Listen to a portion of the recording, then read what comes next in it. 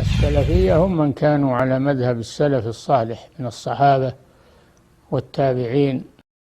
بسم الله والحمد لله والصلاة والسلام على رسول الله وعلى آله وصحبه ومن والاه أما بعد. On commence aujourd'hui le cours numéro 16 dans l'explication du livre de Cheikh Wasiullah Abbas Hafizahullah Ta'ala dans son livre At-Taqlid fi Daw' al-Kitab wa Sunnati wal Athar al-Salafiyya. Et donc on est toujours dans le chapitre dans lequel Cheikh Wasiullah il mentionne les méfaits du taqlid et les méfaits du ta'assub. Le taqlid, on l'a expliqué déjà plusieurs fois, c'est le fait de suivre aveuglément et sans preuve quelqu'un dans tout ce qu'il dit. Et le ta'assub, eh bien, c'est quelque chose qui est relié à ça aussi, puisque c'est le fait de suivre quelqu'un de façon fanatique, sans preuve, et de s'attacher à cette personne suivant nos passions et des choses de ce genre. Donc, ta'assub, ça peut aussi avoir un rapport avec le fait de s'attacher à... ça peut être aussi rallié au fait de s'attacher à un peuple ou à une identité ethnique ou à une langue ou à une région géographique. Toutes ces choses-là peuvent rentrer dans ta'assub. Si on s'attache à ces choses-là, que ce soit vrai ou faux, sans tenir compte de ce qui est en accord avec l'islam ou en contradiction avec l'islam, donc ça rentre dans ça. Et le cheikh, il dit maintenant, parmi les exemples qu'il a mentionnés, des fada'ih, des fada'ih de ta'assub al-madhabi. Fada'ih, c'est le pluriel du mot fadiha. Le fadiha, c'est quelque chose qui est, comme si, disons, quelque chose qui est honteux, quelque chose qui est scandaleux, quelque chose qui est honteux et scandaleux. Et parmi les choses honteuses et scandaleuses qui ont été causées par le fanatisme ou l'attachement fanatique aux différentes écoles et aux différents madahib, il y a le point que le cheikh il mentionne ici, tarkul ahadith as-sahiha wal mumahaka wat tahammul li raddiha وتأويل الأحاديث الجائر حتى يرد الحديث أو يطوعه للمذهب وهذه بعض شهادات الأئمة الذين أقام الله بهم أمر الأمة في زمانهم.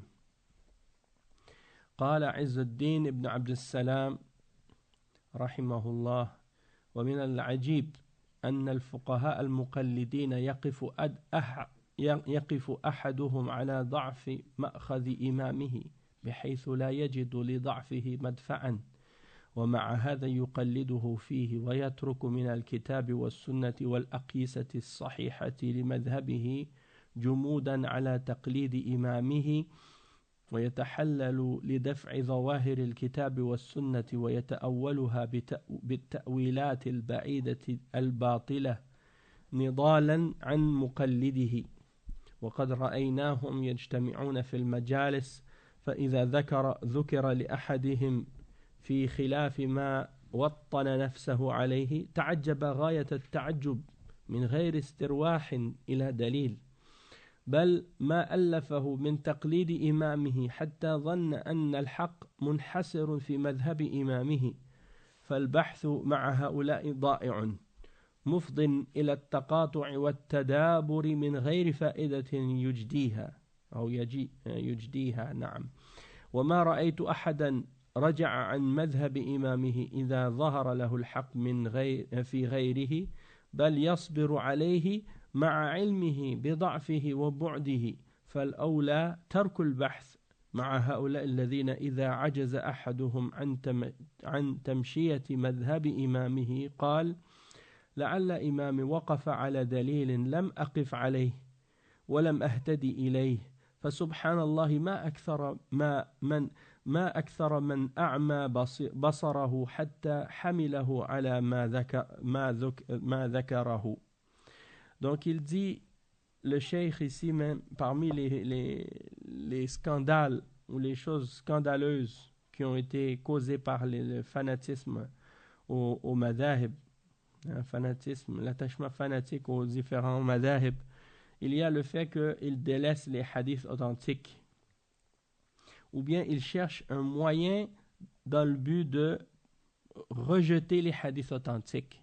C'est-à-dire que parfois, bien entendu, ils ne vont pas dire « Ah non, moi je rejette le hadith » ou « Je ne crois pas au hadith ». Non, parce que s'ils font ça, c'est clair que c'est quelque chose qui est inacceptable. Donc, qu'est-ce qu'ils font pour essayer de rejeter le hadith? Ils cherchent des méthodes. Ils cherchent des méthodes, des ruses ou des façons injustes de le rejeter. Et ils vont, par exemple, essayer de mettre des doutes sur son authenticité ou bien essayer de tordre le hadith dans sa compréhension pour le faire pencher vers le sens de ce que leur madhab a supporté, ou des choses de ce genre. Et donc il dit, voici quelques témoignages de la part des imams qui ont été ceux par qui Allah a établi les affaires de la Ummah à leur époque.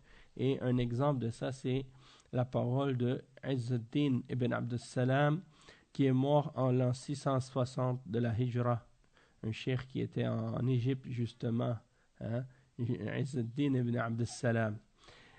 Il dit, il est étonnant que les fuqaha qui suivent aveuglément, qu'ils se rendent compte de la faiblesse de la position de leur imam, et qu'ils considèrent qu'ils ne sont pas capables de repousser cette faiblesse-là parce qu'ils réalisent que c'est quelque chose qui est évident.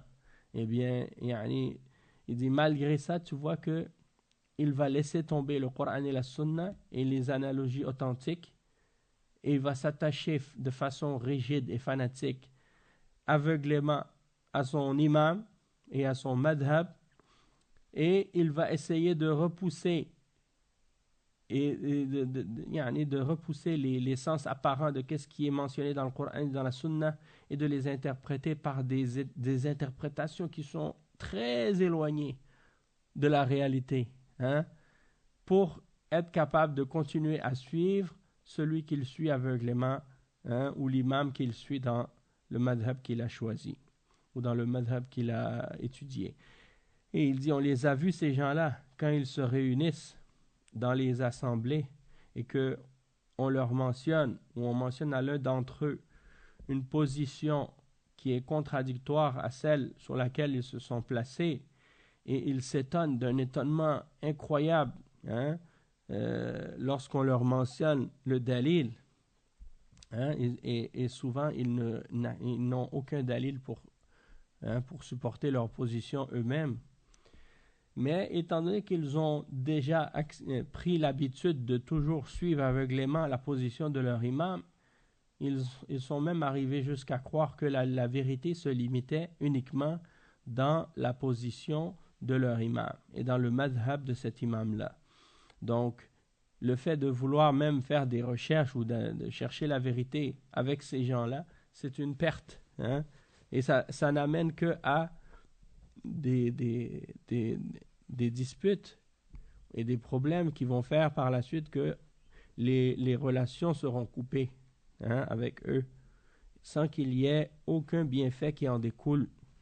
Et il dit, on a vu que il y en a rarement un d'entre eux qui accepte de revenir de la position de son imam quand on lui présente la vérité, ou quand il voit que la vérité est ailleurs que dans le madhab de son imam.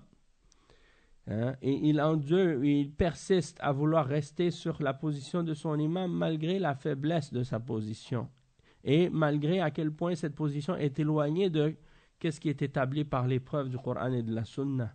Donc, qu'est-ce qui est préférable, c'est de laisser tomber la recherche avec ces gens-là, parce qu'ils ne sont pas capables de délaisser la position de leur imam, et ils vont dire quoi pour s'excuser ou pour trouver une justification de qu'est-ce qu'ils font? Ils vont dire, peut-être que mon imam, il avait vu ce dalil-là, ou bien peut-être que moi, je ne l'ai pas trouvé le dalil, mais lui, il l'avait déjà trouvé, et je n'ai pas été guidé à cette preuve-là. Donc, subhanallah, le cheikh, il dit, subhanallah, comme ils sont nombreux ceux à qui Allah a aveuglé leur regard, jusqu'à ce que ça les pousse à agir de la manière qu'on a mentionnée. Donc ça, c'est mentionné dans son livre qui s'intitule Qawa'id al-Ahkam. C'est un livre célèbre. Hein? C'est un livre célèbre et beaucoup d'ulama font référence à ce livre-là. Le cheikh il dit وذكر أبو شامة المقدسي الشافعي نسبة الشافعي نسبة يعني طريقة فقه الصحابة بالكتاب والسنة ثم فقه الأئمة بهما وبالاجتهاد عند الحاجة ثم قال ولم يزل الأمر على ما وصفت إلى أن استقرت المذاهب المدونة ثم اشتهرت المذاهب الأربعة وهجر غيرها وقصرت همم أتباعهم إلا قليلا منهم فقلدوا ولم ينظروا فيما نظر فيه المتقدمون من الاستنباط من الأصلين الكتاب والسنة بل صارت أقوال أئمتهم بمنزلة الأصلين فأخذوها مسلمة مفروغا منها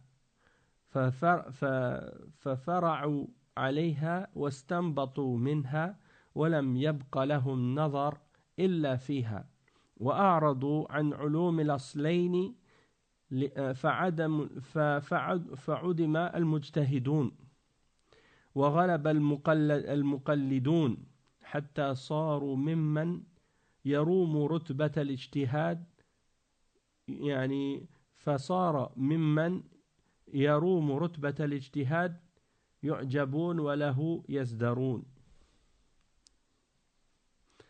وكثر التعصب للمذاهب وقلت النصفة وبانت المثالب ودبت بينهم العقارب فجرت من بعضهم في بعض العجائب والغرائب وآل بهم التعصب إلى أن صار أحدهم إذا أورد عليه شيء من الكتاب والسنة الثابتة على خلاف مذهبه يجتهد في دفعه بكل سبيل من التأويل البعيد نصرة لقوله وإعراضا عن ما يجب عليه الأخذ به ولو كان وصل إلى إمامه الذي يقلده هذا المتعصب لقابله ذلك الإمام بالتعظيم والتبجيل وصار إليه إن لم يعارضه دليل. Donc, on va traduire cette partie jusqu'à ce point, puis après on va continuer l'explication de cette citation ici. Le cheikh, il mentionne les paroles de Abu Shama al-Maqdisi, al-Shafi'i nisbatan, donc il appartient ou il est attribué au madhab al-Shafi'i, qui est né en 599 Hijri et qui est mort en 656. Et il mentionne la façon ou la voie des fuqaha parmi les sahaba, ou bien plutôt le fiqh selon la voie des sahaba qui se basait sur le Coran et la Sunna. Puis il mentionne le fiqh des imams qui se basait aussi sur le Coran et la Sunna. Puis il mentionne également la question de l'ijtihad et le fait d'avoir recours à l'ijtihad lorsqu'il y a un besoin de faire l'ijtihad. Puis ensuite, il commence à parler de qu'est-ce qui s'est passé par la suite, après l'époque de ces imams-là. Il dit, les gens sont restés sur cette façon de prendre les règles de l'islam, du Coran et de la Sunna, jusqu'à ce que, il dit, les choses sont restées telles que je les ai mentionnées, telles que je les décrites, jusqu'à ce que les madahib commencent à devenir, disons, établis, soit établis et écrits.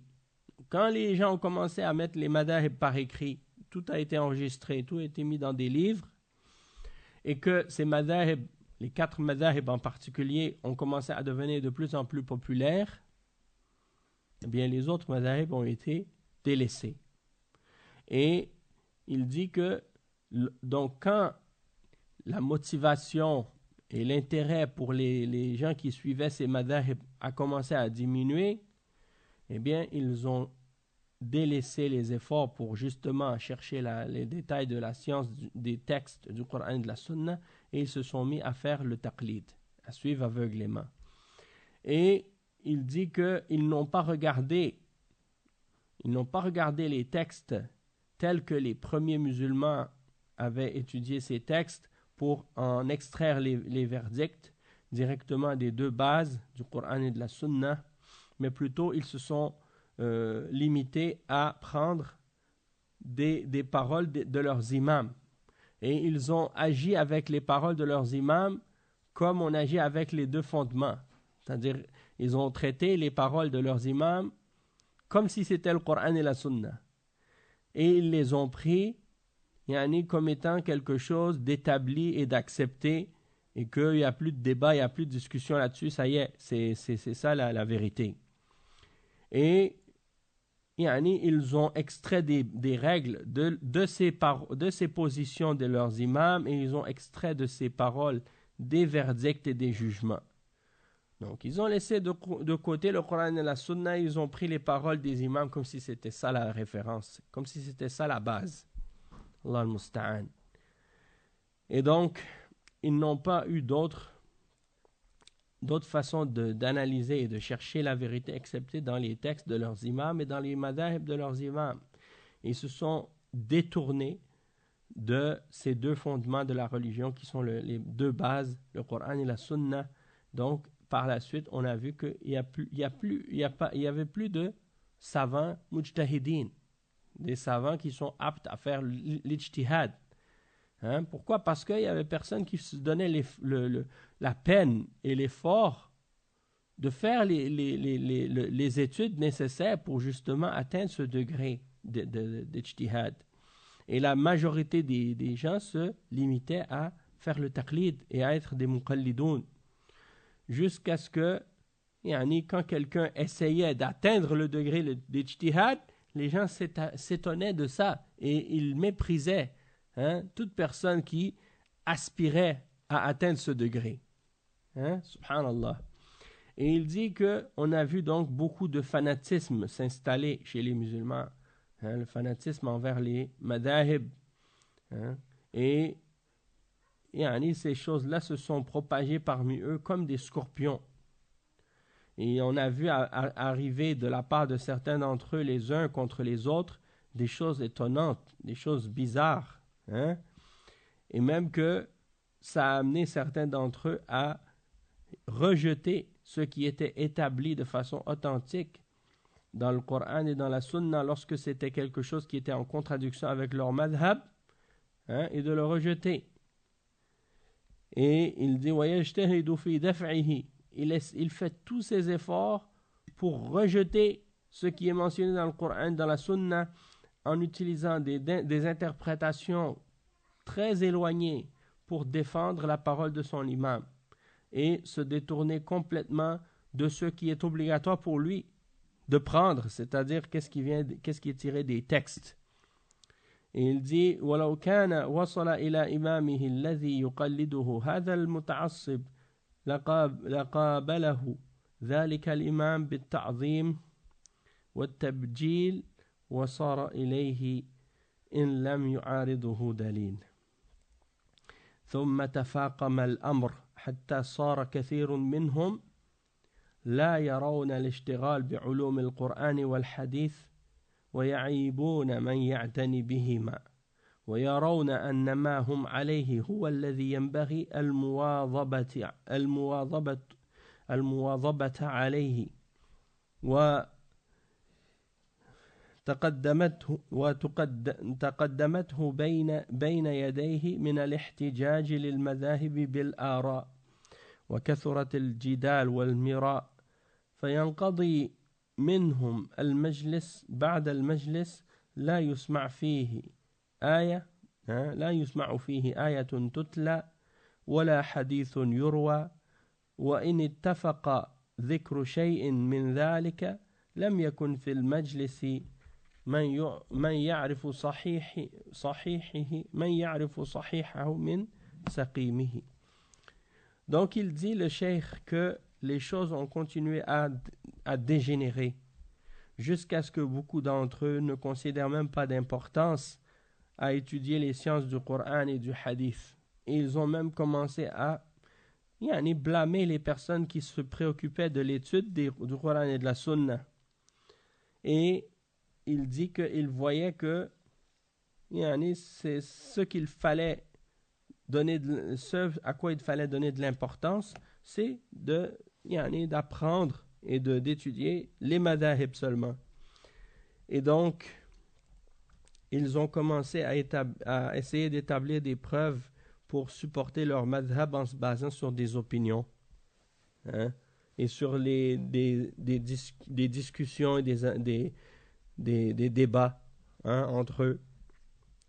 Et donc, les discussions qu'ils faisaient dans leurs assemblées, lorsqu'ils s'assoyaient ensemble pour discuter de religion, eh bien, c'était des discussions uniquement basées sur la logique, basées sur la raison, basées sur la philosophie et sur les opinions, sans qu'on n'entende aucune mention de versets du Coran récité ou aucun hadith rapporté, hein.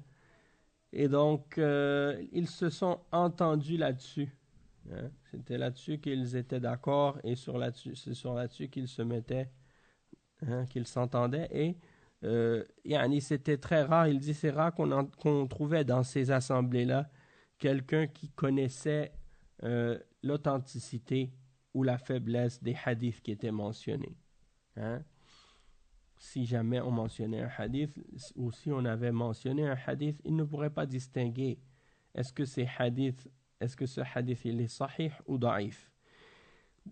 Donc ça c'est la fin de cette citation. Et en réalité, quand tu regardes ça, tu vois que c'est même à notre époque aussi, il y a eu beaucoup de gens qui ont été dans cet état-là ou dans cette situation-là. Et en particulier, lorsque tu regardes les livres de certains parmi les gens qui ont écrit des livres, par exemple, parmi les ulama qui sont pas sur la sunna, hein, tu vois qu'ils vont écrire un livre sur un sujet et ils vont citer des hadiths. Mais ils vont jamais mentionner est-ce que le hadith il est sahih ou est-ce qu'il est daïf, est-ce que c'est un hadith rapporté par Al-Bukhari et Muslim ou bien c'est rapporté par quelqu'un d'autre. J'ai vu de ces livres-là, par exemple, qui sont écrits dans certains pays musulmans et l'auteur du livre, il écrit le livre, puis il mentionne des hadiths, puis tu vois en bas de page hadith. Ils vont juste dire hadith nabawi. Un hadith nabawi, par exemple, hein, une parole prophétique.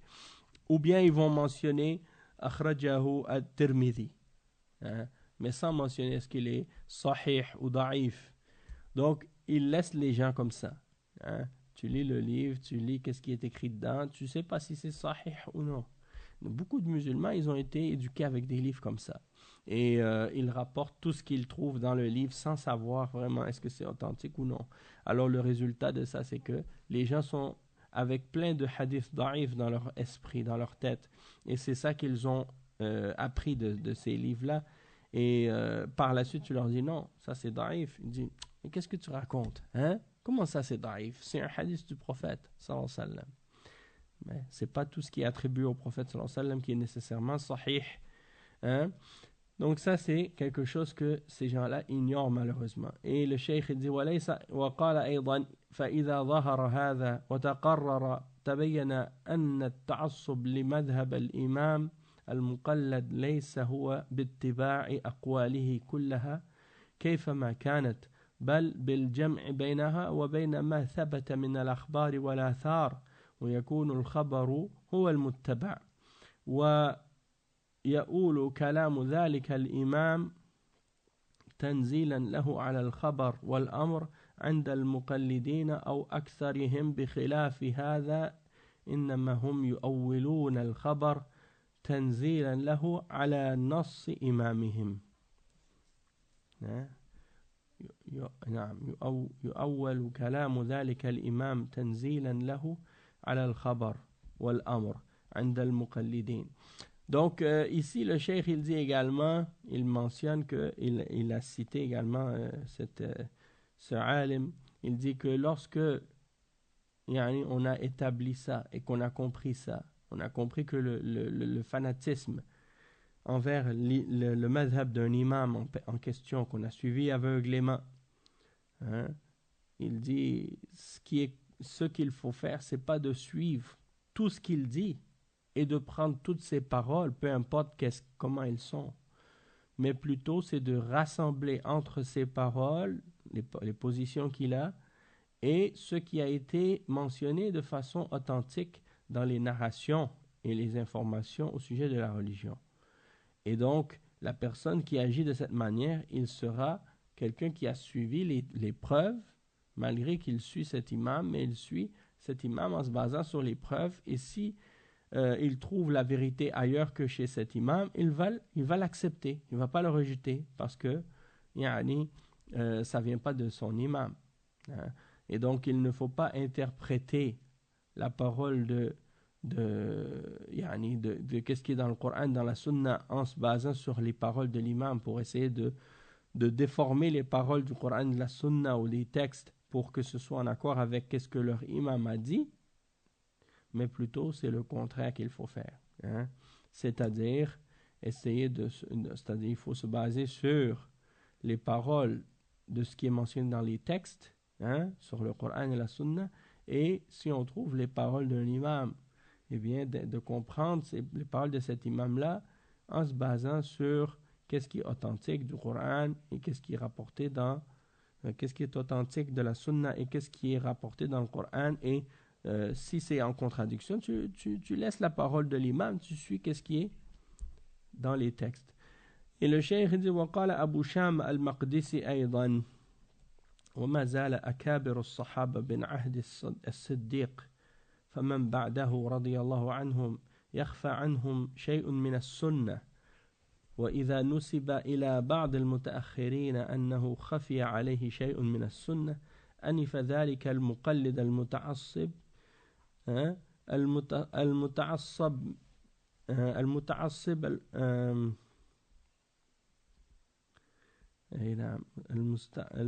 المتعصب من هذا وأنكر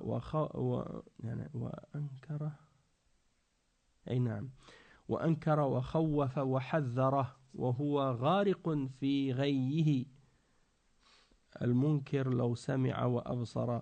ومن العجب أن كثيرا منهم إذا أورد على مذهبهم أثر عن بعض أكابر الصحابة يقول مبادرة بلا حياء ولا حشمة مذهب الشافعي الجديد أن قول الصحابي ليس بحجة وإنما طريقه في تأويله وتخريجه والاعتذار عنه بدون هذه العبارة الردية التي يروم أن يرد بها قول مثل أبي بكر وعمر رضي الله عنهما لتصحيح مذهبه والنبي صلى الله عليه وسلم يقول إن تطيعوا أبا بكر وعمر ترشدوا أو ترشدوا واقتدوا بالذين بعدي أو من بعدي أبي بكر وعمر. Donc ici le cheikh il explique que les grands parmi les sahaba depuis l'époque de As-Siddiq, Abu Bakr radiyallahu anhu et ceux qui sont venus après lui, hein, eh ben les grands, il dit mazal akabir as-sahaba, les grands parmi les sahaba depuis l'époque de As-Siddiq et ceux qui sont venus après lui radiyallahu anhum, c'est certain qu'il y a peut-être certains aspects de la sunna ou certaines parties de la sunna qui leur ont échappé. C'est possible qu'ils ont ignoré certaines parties de la sunna parce qu'il n'y a pas quelqu'un qui connaissait tout de la sunna nécessairement. Et c'est arrivé que certains sahaba connaissaient des choses de la sunna que d'autres sahaba ignoraient. Hein?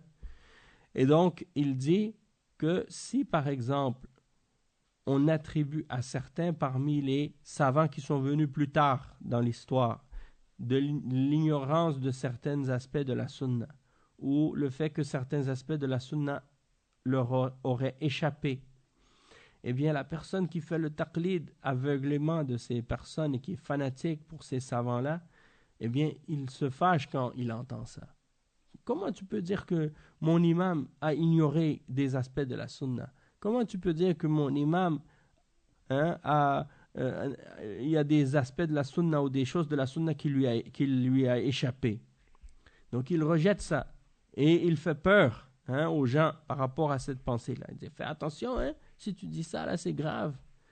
Crains Allah. Tu critiques mon imam, tu critiques l'imam, tu dis des choses, tu dis qu'il ignorait des choses de la sunna. Donc il continue dans sa déviation et il renie la réalité. Et il dit, le cheikh, il dit, qu'est-ce qui est étonnant de la part de ces gens-là, c'est que si tu leur citais, par exemple, une parole d'un grand parmi les sahaba, comme par exemple Abu Bakr ou Omar, eh bien, eux, ils vont renier cette parole ou bien ils vont la rejeter sans aucune gêne. En disant, oh, mais le nouveau madhab de l'imam al-Shafi'i, ça dit que la parole d'un sahabi, c'est pas une hujja. La parole d'un sahabi, c'est pas une preuve. Donc tu vas rejeter la parole d'Abu Bakr, puis tu vas t'attacher aveuglément à la parole d'un imam parmi les imams. C'est contradictoire. Si tu dis que la parole de Abu Bakr, c'est pas une hujja, alors la parole d'un imam qui vient 200 ans après est encore moins une hujja. Donc il dit le cheikh, et il dit que la façon dont ces gens-là prennent leur interprétation, puis comment ils prennent leur position, il dit c'est grave de prendre cette attitude-là envers les paroles des sahaba, et de dire ce genre d'expression sans aucune gêne et sans aucune honte. Tu rejettes la parole d'Abu Bakr ou de Omar radiyallahu anhuma pour justifier ton madhab et pour essayer d'établir que ton madhab est correct, alors que le prophète sallallahu alayhi wa sallam, il disait, si vous obéissez à Abu Bakr et Omar, vous allez être bien guidés. Et ça, c'est rapporté par l'imam Muslim dans son Sahih selon Abu Qatada. Et que dire de l'autre hadith du prophète sallallahu alayhi wa sallam qui est rapporté par At-Tirmidhi radiyallahu anhu, dans lequel le prophète sallallahu alayhi wa sallam a dit, prenez comme modèle après moi ces deux-là, c'est-à-dire Abu Bakr et Omar. Et donc il dit, فإذا أورد لذلك المعجب بمذهبه القليل الحياء في عبارته حديث صحيح وعليكم السلام ورحمة الله على خلاف ما سطره له الشيخان أبو إسحاق والغزالي أو أحدهما لا يرى الانقياد له ومذهب الشافعي رحمه الله اتباع الحديث وترك قوله المخالف له كما سبق فيرى رد قول الصحابي بقول إمامه كما زعم ولا يرى رد قول من صنف على مذهبه من المتأخرين بقول النبي صلى الله عليه وسلم مع أن الشافعي رضي الله عنه أذن هذا وأمر بأن يترك نصه هو في نفسه فما الظن بنص بعض متأخري مقلديه. يعني subhanallah. Donc il dit cette personne qui est ébloui par le madhab de son imam et qui a peu de gêne et peu de honte dans ses expressions, lorsqu'on lui mentionne un hadith sahih qui est en contradiction avec ce que les imams du madhab du madhab Shafi'i par exemple ont écrit, comme par exemple Abu Ishaq ou bien Al-Ghazali ou un des deux, il ne voit pas qu'il faut se soumettre au hadith. Ça c'est absurde. Il dit, et pourtant le madhab de l'imam al-Shafi'i, c'est de suivre le hadith et de laisser la parole de l'imam al-Shafi'i. Il dit, laissez ma parole si ma parole contredit le hadith.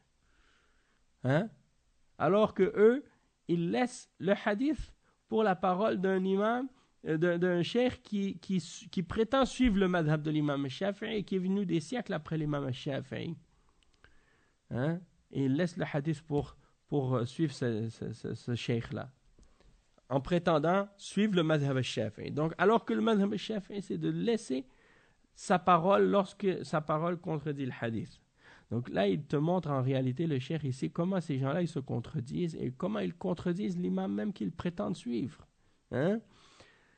Et donc, il dit, donc, ces gens-là pensent que il est correct de rejeter la parole du sahabi pour la parole d'un imam, hein, comme ils prétendent, et ils ne considèrent pas que de rejeter la parole d'un des savants qui est venu très tard, hein, parmi ceux qui ont écrit en se basant sur ce madhab-là, ils ne voient pas que c'est mal de laisser sa parole pour la parole du prophète sallallahu alayhi wa sallam, alors que l'imam al-Shafi'i a permis et même ordonné de laisser sa parole à lui, hein, lorsqu'il contredisait le hadith. Alors que dire, hein, de la parole de quelqu'un qui vient bien longtemps après lui, parmi ceux que ces gens-là prétendent suivre parce qu'ils prétendent qu'il faisait partie de ceux qui le suivaient aveuglément.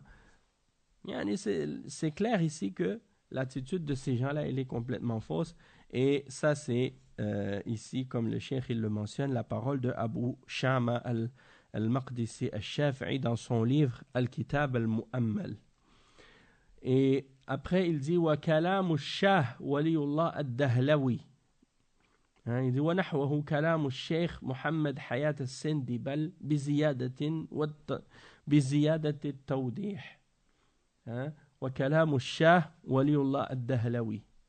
Donc il dit, on trouve la même parole chez le cheikh Mohammed Hayat al-Sindi, avec quelques exemples supplémentaires également en clarification, de même que dans la parole de cheikh Waliullah ad-Dahlawi qu'on avait cité dans les derniers cours ou dans les cours précédents. Donc il dit maintenant, وقال شيخ الإسلام ابن تيمية رحمه الله, il dit وكذلك من صنف في الرأي فلم يذكر إلا رأي متبوعه وأصحابه وأعرض عن الكتاب والسنة ووزن ما جاء به الكتاب والسنة على رأي متبوعه ككثير من أتباع أبي حنيفة ومالك والشافعي وغيرهم. وكذلك من صنف في التصوف والزهد جعل الأصل ما روى عن متأخر الزهاد وأعرض عن طريق الصحابة والتابعين. Ici dans Majmou' al-Fatawa, le cheikh il cite les paroles de Ibn Taymiyyah à ce sujet-là. Il dit c'est la même chose que ceux qui ont écrit des livres dans les opinions. Quand on dit l'opinion, là, ar-ra'yu, ça veut dire quoi? Ça veut dire en général qu'est-ce qui est basé sur la raison ou les opinions, hein, qui sont en contradiction avec le Coran et la Sunna, ou bien parfois ça veut dire également qu'est-ce qui est basé sur des analogies ou sur des qu'est-ce qu'on appelle en arabe al-qiyas, l'analogie ou les comparaisons. Donc ici il dit certains ont écrit des livres là-dessus, c'est-à-dire ils écrivent des livres sur des choses qui ne se basent pas nécessairement sur les preuves du Coran et de la Sunna directement, mais sur des analogies. Et ils ne considèrent ou ils ne prennent en considération que l'opinion, la position de ceux qu'ils ont suivis, hein, et leurs compagnons. C'est-à-dire s'ils ont suivi un imam en particulier, et ils vont suivre cet imam, et ils vont suivre également les compagnons de cet imam, ceux qui ont étudié avec lui ou ceux qui ont été ses élèves, et ils vont se détourner du Coran et de la Sunna. Hein? Et il dit, ils vont juger ce qui est mentionné ou ce qui vient dans le Coran et dans la Sunna selon l'opinion de ceux qu'ils ont suivis, comme beaucoup d'entre ceux qui prétendent suivre Abu Hanifa, hein, ou qui suivent Abu Hanifa, Malik, Shafi'i et d'autres parmi les imams également, et qui les suivent aveuglément. Il dit de même que ceux qui ont écrit des livres à propos du soufisme, hein, tasawwuf, ou bien qui ont écrit des livres sur az-zuhd, hein, le fait de se détacher des parures de la dunya et des choses, des plaisirs de la dunya. Hein? Donc, il se base sur qu'est-ce que des gens qui sont venus très tard dans l'histoire ont écrit sur ce sujet-là et laissent de côté la voix des sahaba et des tabi'in. Hein? Les premiers parmi les salaf. ils laissent tomber leur position sur ces sujets-là et se basent sur qu'est-ce que des gens qui sont venus peut-être 400 ou 500 ans après ont écrit sur le sujet. C'est incroyable. Hein?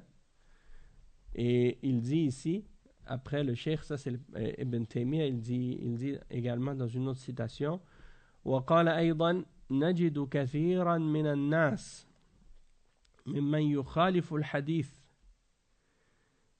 ممن يخالف الحديث الصحيح من أصحاب أبي حنيفة أو غيرهم يقول هذا منسوخ من غير أن يعلموا أنه منسوخ ولا يثبت ما الذي نسخه وكذلك كثير ممن يحتج بعمل أهل المدينة أصحاب مالك وغيرهم يقولون هذا منسوخ لكن هؤلاء قد يقولون إن وجود علم أهل المدينة بخلاف دليل نسخه وهذا كثير. Donc il dit le cheikh que également on trouve que beaucoup de gens qui contredisent le hadith authentique parmi les compagnons de Abu Hanifa ou d'autres également parmi les imams, ils disent à propos d'un hadith ou d'une preuve, ça c'est abrogé, ça c'est mansour. Il dit sans savoir que c'est vraiment mansour et sans avoir de moyen de confirmer qu'est-ce qui est venu l'abroger. Hein? Parce que si quelque chose est abrogé, il faut qu'il y ait quelque chose qui soit venu établir que c'est une chose abrogée. Il faut une preuve. C'est quoi l'abrogeant? Hein? Donc, eux, ils prétendent que des textes sont abrogés juste parce que c'est quelque chose qui contredit la position de leur madhab. Ça, c'est bizarre, cette attitude-là. Et il dit ensuite, il dit وَكَذَلِكَ, il dit et également, il y en a qui se basent sur les actions des habitants de Médine, comme les compagnons de Malik. Parce que un des principes de l'imam Malik, après le Coran et la Sunna et l'Ijma', il se base sur les actions des habitants de Médine. Il prenait ces actions-là comme une référence dans la religion. Et donc, il dit que parfois il se basait là-dessus pour dire, il se basait sur ça pour dire que quelque chose est abrogé. Il dit, mais parfois, c'est possible que ces gens-là disent, si la connaissance, ou s'il existe une connaissance des habitants de Médine qui est en contradiction, hein, ça c'est la preuve que c'est abrogé. Et ça, on le retrouve beaucoup dans ce genre de situation-là, ce genre d'exemple-là. Il se base sur les actions des habitants de Médine pour prétendre que des choses sont abrogées, que des versets sont abrogés. Et le Cheikh Wasiullah, hafizahullah ta'ala, il dit وَصَدَقَ الْإِمَامِ rahimahullah. Il a dit vrai. Hein, l'imam, ici, il a dit vrai. Rahimahullah. Il dit ensuite وَهَذَا أَبُو الْحَسَنَ الْكَرْخِي rahimahullah وغفر الله له قال الأصل أن كل آية تخالف قول أصحابنا فإنها تحمل على النسخ أو على الترجيح فالأولى أن تحمل على التأويل من جهة التوفيق وقال الأصل أن كل خبر يجيء بخلاف قول أصحابنا فإنه يحمل على النسخ أو على أنه معارض بمثله ثم صار إلى دليل آخر أو ترجيح فيه بما يحتج به أصحابنا من وجوه الترجيح أو يحمل على التوفيق وإنما يفعل ذلك على حسب قيام الدليل فإن قامت الأدلة على النسخ يحمل عليه وإن قامت الدلالة على غيره صرنا إليه وقال الأصل أن الحادثة إذا وقعت لم يجد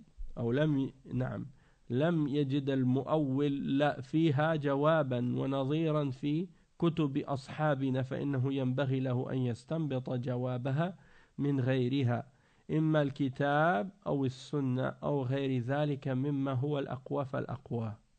الله أكبر أستغفر الله. جعل الأصل هو كتاب أصحابه والكتاب والسنة متأخرين عنهما تابعين لها فَاعْتَبَرُوا يَا أُولِي الْأَبْصَارِ. Donc le cheikh il mentionne un point ici parmi les exemples des gens qui ont ce genre de ta'assub, Allah al-Musta'an. Il parle de Abu al-Hasan al-Karhi, hein, dans son livre Usul al-Karhi. Il dit, pour donner un exemple de ce genre d'attitude envers les textes, que certains, par exemple, ils disent quoi faire dans leur livre, ils expliquent à leurs adeptes ou à ceux qui les suivent quoi faire s'ils trouvent un hadith qui contredit le madhab. Et là, c'est ça quand on lit ce qu'il dit, on voit à quel point c'est grave. Parce qu'il dit dans ce livre, il dit que Allah lui pardonne, qu'Allah lui fasse miséricorde et qu'Allah le pardonne. Il dit, un fondement, c'est que chaque verset qui contredit la parole de nos compagnons, quand il dit nos compagnons, c'est-à-dire les savants qui sont sur le même madhab que nous, eh bien, on doit le prendre comme étant ala nasr, c'est-à-dire comme étant abrogé. Ou ala tarjih, c'est-à-dire qu'il a été contredit par quelque chose qui est plus fort, qui est plus lourd. Il dit, et le mieux, c'est de le prendre dans l'interprétation, dans le but de faire le tawfiq, c'est-à-dire de les harmoniser, ou bien de les prendre d'essayer de les prendre et de les rendre en accord l'un avec l'autre. Et il dit wal aslu, il dit la base, c'est que toute information ou toute narration qui est en contradiction avec la parole de nos compagnons, il doit être pris comme étant abrogé, ou qu'il est en opposition avec quelque chose qui est semblable. Puis il doit aller vers une autre preuve ou essayer de faire pencher la position de notre c'est-à-dire أو ترجيح ما فيه بما يحتج به أصحابنا من وجوه الترجيح. Donc d'utiliser le tarjih, c'est-à-dire de montrer que notre position, c'est ça qui a précédence et qui est plus lourd, ou bien d'essayer de les appliquer tous les deux en les harmonisant ou bien en les accordant l'un avec l'autre. وإنما يفعل ذلك على حسب قيام الدليل. Il doit faire ça selon l'établissement de la preuve. فإن قامت الأدلة على النسخ يحمل عليه. Si on est capable d'établir la preuve, alors que ça c'est abrogé, dans ce cas-là on va le prendre dans ce sens-là. Et si c'est autre chose qui est établi par la preuve, alors on va se tourner vers l'autre. Il dit, et si dans le cas où on ne trouvait pas de manière de faire d'interprétation pour déformer ou bien pour interpréter le texte d'une autre façon, pour trouver une réponse dans les livres de nos compagnons, alors qu'est-ce qu'on va faire? On va essayer d'extraire une réponse de ces paroles, de ces positions-là. Si on n'a pas trouvé de façon d'extraire de paroles de ceux-là, eh bien on va se tourner vers autre, soit le Coran ou soit la Sunna. Il dit أو غير ذلك, ou bien autre chose, selon qu'est-ce qui est le plus fort. Et le cheikh dit Allahu Akbar, astaghfirullah, c'est grave. Il dit comment ils ont fait la parole qui est mentionnée dans les livres de leurs compagnons comme étant la base, puis ils ont mentionné comme alternative à ça le Coran et la Sunna. C'est-à-dire comme si on prend des livres de nos compagnons dans le madhab. Si on ne trouve pas d'explication dedans, on se tournera vers le Coran et la Sunna. Ça c'est grave. Comme si le Coran et la Sunna venaient en second lieu et que ça suit qu'est-ce que les livres de leur madhab ont mentionné. Comme si c'était pas la base. Maintenant ça devient quelque chose de secondaire qui est disons en arrière de ce qui est établi par le madhab. Alors il dit réfléchissez bien, prenez une leçon, vous qui détenez la connaissance et la compréhension. Et il dit والحق أن التقليد الجامد والتعصب يهونان على صاحبهما رد السنة في كل زمان ومكان. Il dit que en réalité le taqlid qui est figé et qui est rigide ainsi que le fanatisme aveugle. Eh bien, c'est deux choses qui rendent très insignifiants pour ceux qui sont atteints de ces malheurs-là ou de ces problèmes-là. Ça rend pour eux insignifiant le fait de rejeter la sunna, comme si c'était pas grave. C'est-à-dire quand quelqu'un il fait le taqlid de façon rigide et aveugle et qu'il est fanatique envers la position qu'il suit, il ne va pas avoir aucun respect ou il ne va pas trouver ça comme étant quelque chose de grave de rejeter la sunna. Et ça, c'est peu importe l'époque et peu importe l'endroit. Le cheikh, il cite des exemples à propos de ça. Il dit ذكر الإمام ابن القيم عن أبي حاتم الرازي الإمام قال العلم عندنا ما كان عن الله تعالى من كتاب ناطق ناسخ غير منسوخ وصحت به الأخبار عن رسول الله صلى الله عليه وسلم مما لا معارض له وما جاء عن الألباء من الصحابة وما اتفقوا عليه فإذا اختلفوا لم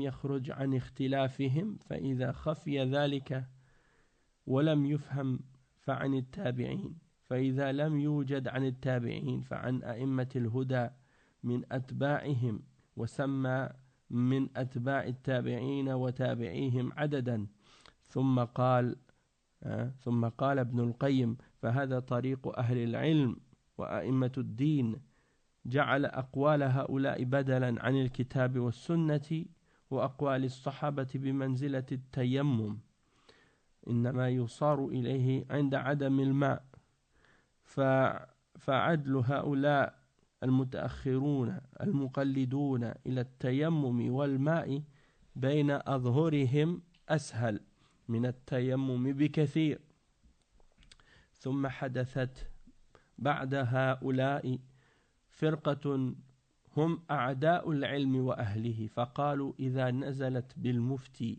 أو الحاكم نازلة لم يجز أن ينظر فيها في كتاب الله ولا سنة رسوله صلى الله عليه وسلم ولا أقوال الصحابة بل إلى ما قال مقلده ومتبوعه ومن جعله عيارا على الكتاب والسنة مما وافق قوله أفتى به وحكم به وما خالفه لم يجز له أن يفتي به ولا يقضي وإنما فعل ذلك وإن فعل ذلك تعرض لعزله عن منصب الفتوى والحكم واستفتي عليه.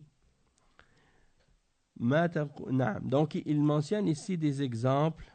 Il dit واستفتي عليه ما تقول السادة والفقهاء في من ينتسب إلى مذهب إمام معين يقلده دون غيره ثم يفتي أو يحكم بخلاف مذهبه هل يجوز له ذلك ويقدح فيه أم لا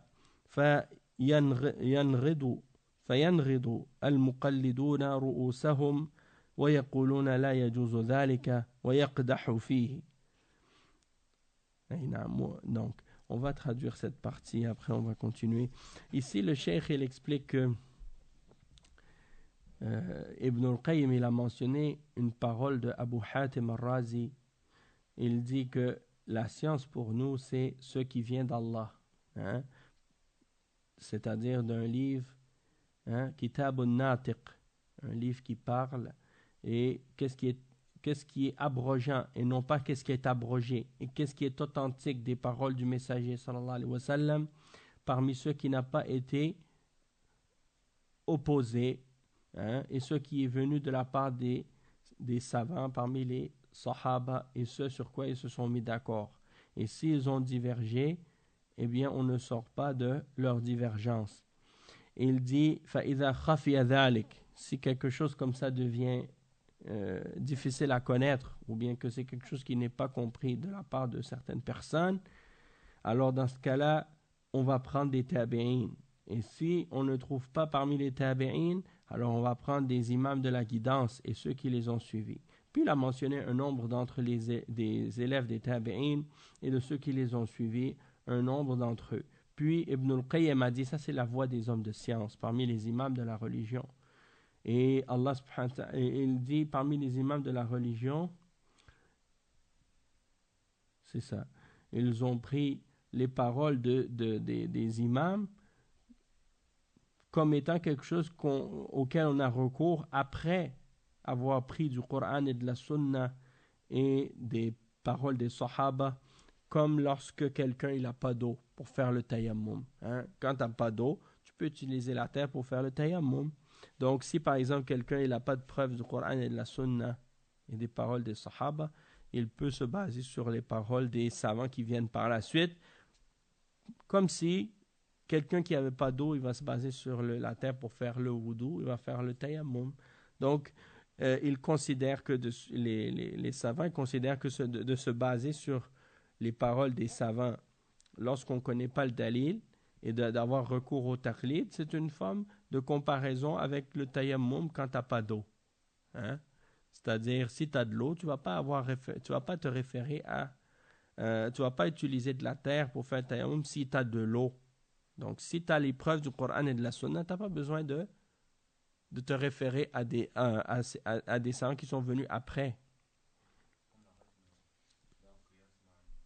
C'est ça. La qiyas ma'an nas.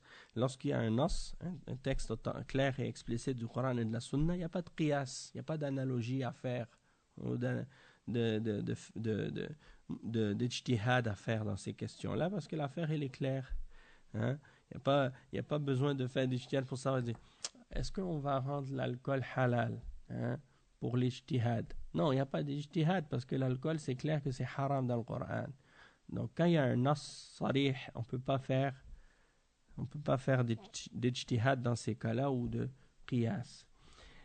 Et il dit donc, Ibn al-Qayyim, il dit, si c'est le cas, alors dans ce cas-là, de se passer, hein, des paroles des savants qui sont venus par la suite et qui ont suivi eux-mêmes des imams aveuglément, hein, et de comparer ça avec le tayammum, c'est encore beaucoup plus apparent et beaucoup plus facile, hein, que le tayammum même.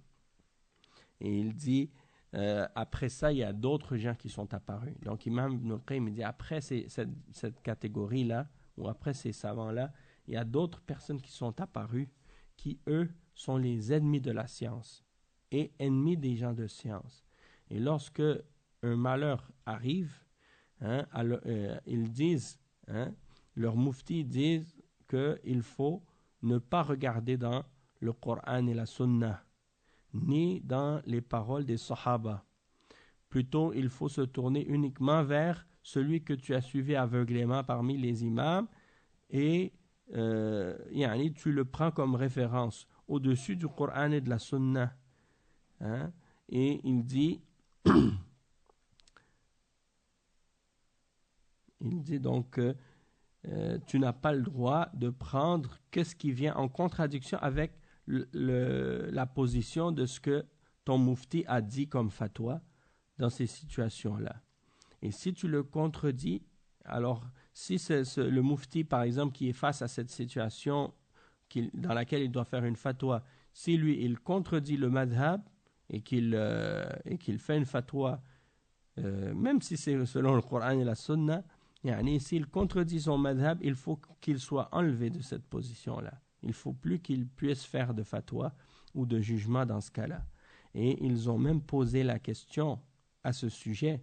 Et ils ont dit, qu'est-ce que disent les fuqaha au sujet d'une personne qui appartient à un imam ou à un madhab et qui le suit, hein, en dehors des autres, puis que lorsqu'on lui demande un jugement, il juge en contradiction avec le madhab. Est-ce que ça c'est permis pour lui? Et est-ce que ça c'est quelque chose qui est considéré comme quelque chose qui est une faute dans sa religion ou non? Et il dit, les gens qui suivent aveuglément, ils baissent leur tête et ils disent, cela n'est pas permis. Hein? Et ça, c'est quelque chose qui diminue sa religion. Donc ça, c'est grave, hein, de penser ça. c'est comme si ces gens-là, ils ont, en agissant ainsi, dénigré le Coran et la Sunna. Et comme j'écoutais un dars ce week-end, ou le week-end passé, ou durant la semaine, le dars de Cheikh Mohammed Aman al-Jami, rahimahullah, le cours 23 dans Al-Risalat al-Tadmouriya, le sharh de Al-Tadmouriya de Cheikh al-Islam ibn Taymiyyah.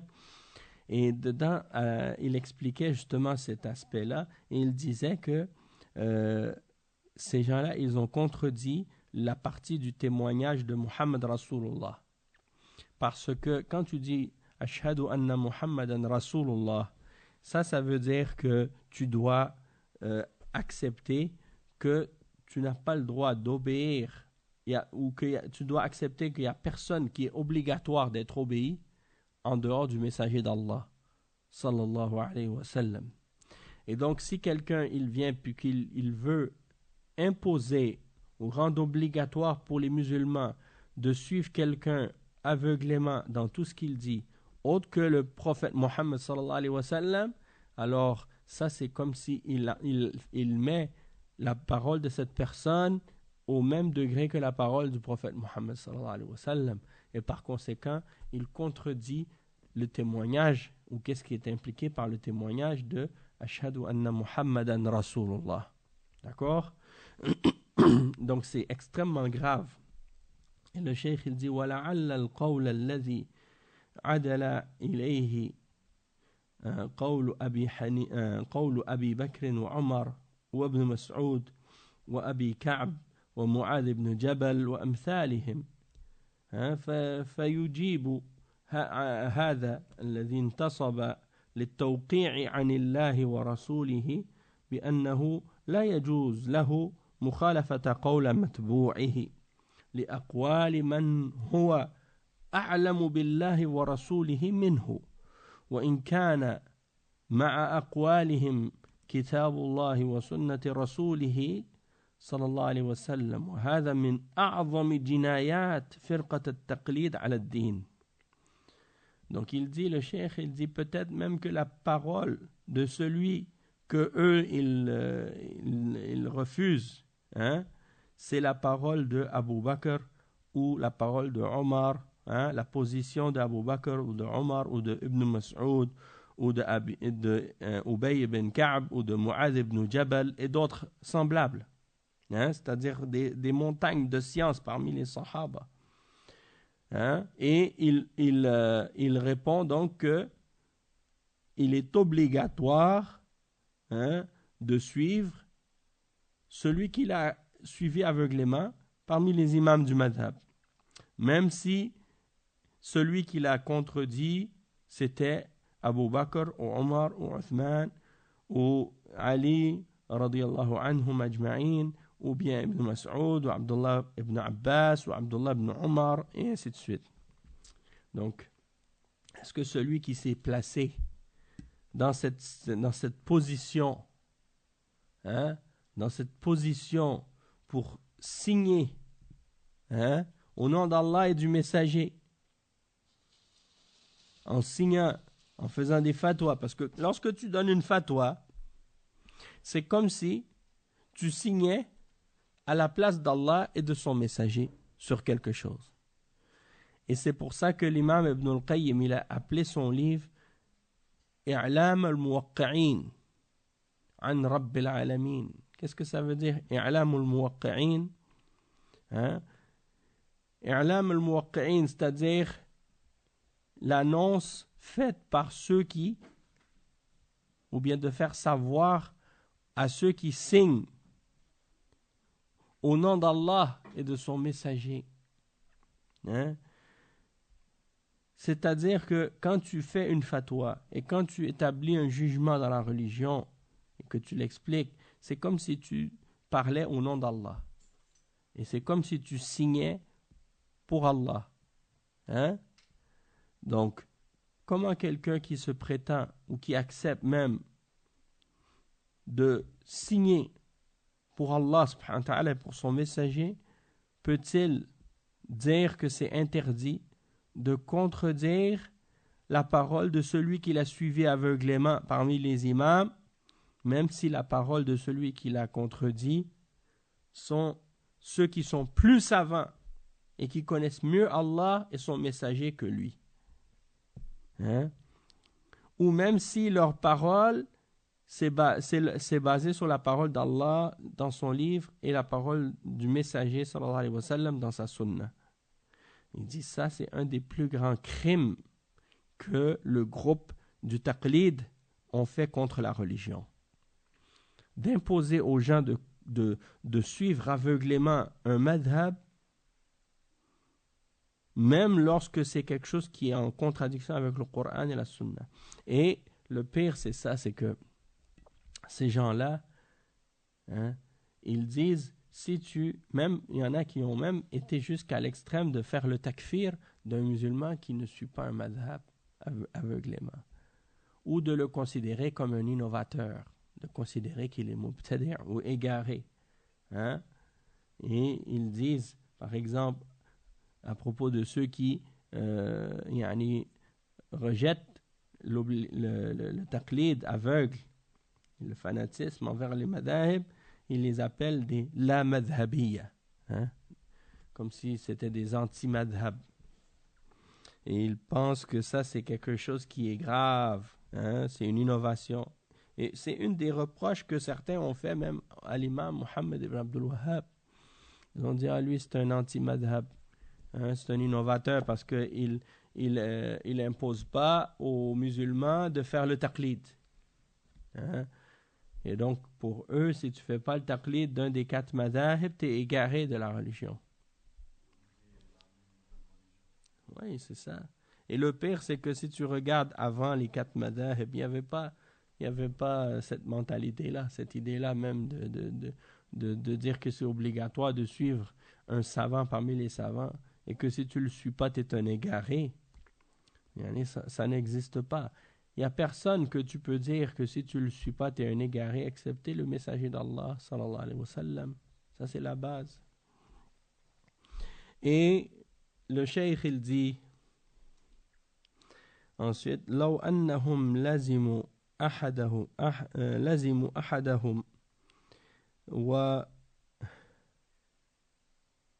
لو أنهم لزموا حدهم ومرتبتهم وأخبروا أخبارا مجردا عما وجدوه من السواد في البياض من أقوال من لا علم لهم بصحيحها من باطلها لكان لهم عذر ما عند الله لكان لهم عذر ما عند الله ولكن هذا مبلغهم من العلم وهذه معاداتهم لأهله وللقائمين بحججه وبالله التوفيق.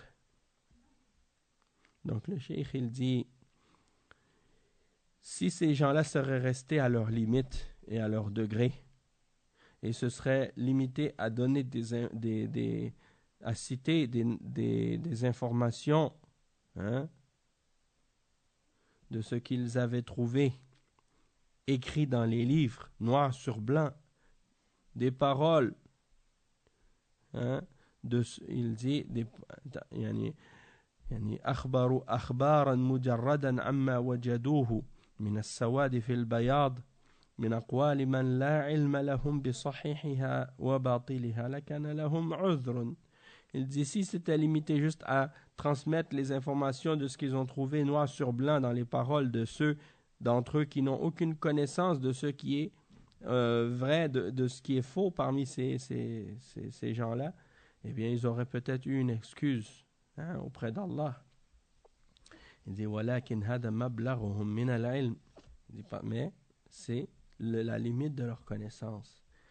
Et ils ont pris en animosité les gens de la science et ceux qui sont établis sur les preuves de cette science. وَبِاللَّهِ التَّوْفِيقِ. Donc ça, c'est une des paroles qui est mentionnée par l'imam Ibn al-Qayyim dans son livre I'lam al-Muwaqqi'in. Et dans le livre I'lam al-Muwaqqi'in, justement, il y a une partie dans le livre, et il y a 4 volumes en général, il a été publié le livre en 4 volumes, Et dans une partie de ce livre-là, il y a un dialogue qui est écrit entre un muqallid et quelqu'un qui s'attache à la sunna. Et donc, ça, c'est une méthode ou une voie que les ulama ont utilisée parfois pour établir la vérité et montrer la vérité de façon plus claire aux gens. C'est qu'ils ont imaginé une discussion entre deux personnes. Une qui est sur la vérité et une qui est sur le faux. Et l'échange qu'il y a entre les deux, chacun il donne qu'est-ce qu'il a comme argument et l'autre il répond. Et franchement, si vous lisez ce dialogue-là que Ibn al-Qayyim a illustré dans ce livre I'lam al-Waqi'in, vous voyez à quel point il réfute point par point et argument par argument les idées de ceux qui appellent au taqlid aveugle. Hein? Et donc le livre est très très fort. C'est un livre extrêmement fort, ce livre I'lam al-Muwaqqi'in, masha'Allah, dans l'usul et dans les fondements et dans les principes de la religion, c'est un des livres, masha'Allah, parmi un des excellents livres de Ibn al-Qayyim. Il dit également justement par rapport à ça, il dit وقال ابن القيم أيضا والله يشهد عليهم وملائكته وهم شاهدون على أنفسهم بأنهم إنما يأخذون حكمهما من قول من قلدوه وإن استبان لهم في الكتاب والسنة أو الصحابة خلاف ذلك لم يلتفتوا إليه ولم يأخذوا الشيء منه إلا بقول من قلدوه فكتاب عمر من أبطل الأشياء وأكثرها لقولهم وهذا كان سير السلف المستقيم وهديهم القويم. Donc ici, l'imam Ibn al-Qayyim, il dit, et ici, Allah subhanahu wa ta'ala témoigne contre eux, ainsi que ses anges. Hein? Allah témoigne contre eux ainsi que ses anges, et ils sont témoins contre eux-mêmes, hein, du fait qu'ils ont pris leur jugement de la parole de ceux qu'ils ont suivis aveuglément, même si on leur a clarifié ce qui est dans le Coran et dans la Sunna, ou on leur a clarifié que la parole des Sahaba contredit ce qu'ils ont suivi. Ils ne se tournent pas, hein, ils ne vont pas se tourner vers qu'est-ce qui est dans le Coran, dans la Sunna et la parole des Sahaba. Ils délaissent ça. Ils ne vont rien en prendre, excepté si ça vient de la parole de ceux qu'ils ont suivis aveuglément. Et donc il dit, et la parole de Omar, c'est une des choses les plus claires pour réfuter et détruire et casser leur position et leur parole à ce sujet-là. Et il dit, et c'était ça la voie que les salafs ont empruntée, la voie droite et la guidance droite que les salafs ont empruntée. Le cheikh il dit ensuite, والنقول عن الأئمة المحققين في هذا الباب كثيرة والحق أن التعصب لأحد معين أضراره كبيرة وكثيرة ولهذا تشدد العلماء على المتعصبين كما مضى وقال الشيخ العلامة ابن أبي العز الحنفي فإن الغضب والتعصب لواحد معين من الأئمة وصف مذموم من جنس الرافضة وهو من أفعال الجاهلية كما في صحيح مسلم وسنن النسائي عن جندب بن عبد الله البجلي رضي الله عنه قال قال رسول الله صلى الله عليه وسلم من قتل تحت راية عمية يدعو عصبية وينصر عصبية فقتله جاهلية. وروى أبو داود عن جبير بن مطعم رضي الله عنه أن رسول الله صلى الله عليه وسلم قال ليس منا من دعا إلى عصبية وليس منا من قال بعصبية وليس منا من مات على عصبية. Donc on va traduire cette parole ici. Le cheikh il dit, il y a des narrations de la part des imams parmi les savants vérificateurs. Ils sont nombreux, leurs paroles sont nombreuses à ce sujet-là, au sujet du ta'assub, hein, le fanatisme pour par le fait de suivre fanatiquement une personne en particulier et que les méfaits de ça sont grands et nombreuses. Et il dit que les savants ont été même très sévères vis-à-vis des fanatiques de cette catégorie, comme on l'a mentionné déjà, et il cite la parole de Ibn Abil Izz al-Hanafi, rahimahullah, lorsqu'il dit dans un de ses livres, Al-Ittiba', dans lequel justement il parle de ce sujet-là. Et Ibn Abil Izz al-Hanafi, c'est le même qui a fait le sharh de Aqidat al-Tahawiyya. C'est un sharh très célèbre de la Aqidat al-Tahawiyya.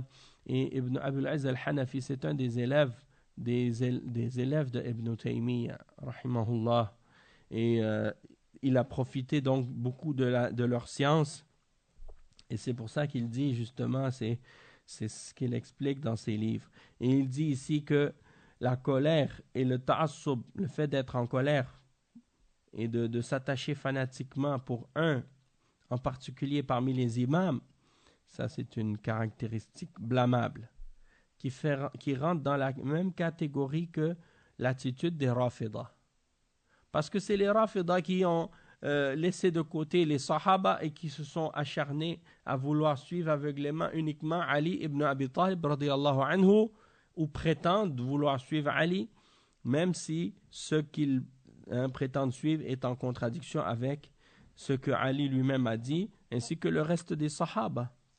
Donc ça, c'est l'attitude des Rafidah qui suivent aveuglément leurs imams, et les imams de leur secte. Donc il dit وَهُوَ مِنْ أَفْعَالِ الْجَاهِلِيَّةِ, et cette attitude de vouloir s'attacher fanatiquement à la position d'une personne en particulier, ça c'est l'attitude de la jahiliya, des gens dans la jahiliya, c'est-à-dire avant l'islam. Et comme c'est rapporté par l'imam Muslim ainsi que dans Sunan al-Nasa'i, selon Jundub ibn Abdullah al-Bajali, lorsque le prophète sallallahu alayhi wa sallam a dit quiconque tue sous une bannière aveugle et qui appelle à une forme de fanatisme quelconque, qui vient au secours du fanatisme ou d'une forme de asabiya, que ce soit un tribalisme ou nationalisme ou attachement fanatique à une école ou à un individu ou à une personne, dans ce qui contredit le Coran et la Sunna, alors dans ce cas-là, s'il a combattu sous cette bannière-là, il a combattu d'une façon qui est semblable à celle de la jahiliya, celle de l'ignorance, la période pré-islamique, parce que c'est comme ça que les gens faisaient avant l'islam. Et Abu Daoud, il rapporte selon Jubayr ibn Mut'im que le messager d'Allah sallallahu alayhi wa sallam a dit: il n'est pas des nôtres celui qui appelle à une forme de fanatisme quelconque, et il n'est pas des nôtres celui qui parle selon une forme de fanatisme quelconque, et il n'est pas des nôtres celui qui meurt sur un fanatisme. Donc ça, c'est rapporté par Abu Daoud. Il dit la chaîne en question, elle est faible, sauf qu'il y a d'autres narrations qui la supportent. Et ça, c'est la fin de la citation de Ibn Abil Izz ici dans cette partie-là. Il dit wa min al-mutaakhirin al-allama Mula Ali al-Qari al-Hanafi قال وقد أرغب الكيداني حيث قال العاشر. En fait, je regardais pas l'heure, mais je viens juste de m'apercevoir que il est déjà ça fait déjà 1h23 qu'on a commencé. Donc il nous reste avant le prochain point, il nous reste pas beaucoup. Mais même s'il ne me reste pas tellement beaucoup, le fait de lire ça et traduire, ça va nous prendre plus de temps que le temps qui nous reste. Donc, on va s'arrêter ici, Inch'Allah. Donc, le cours, c'est le cours. Le prochain, c'est le cours 16. Non, c'est 17. Donc, on a lu vraiment beaucoup aujourd'hui, Masha'Allah. Même si ça paraît pas, mais le temps passe vite, yani, subhanallah. Donc, il nous reste encore quelques points. pour finir ce chapitre. Donc on va s'arrêter ici, puis on continuera la semaine prochaine, Inch'Allah. سبحانك اللهم وبحمدك أشهد أن لا إله إلا أنت أستغفرك وأتوب إليك وصلى الله وسلم على نبينا محمد وعلى آله وصحبه أجمعين والسلام عليكم ورحمة الله وبركاته.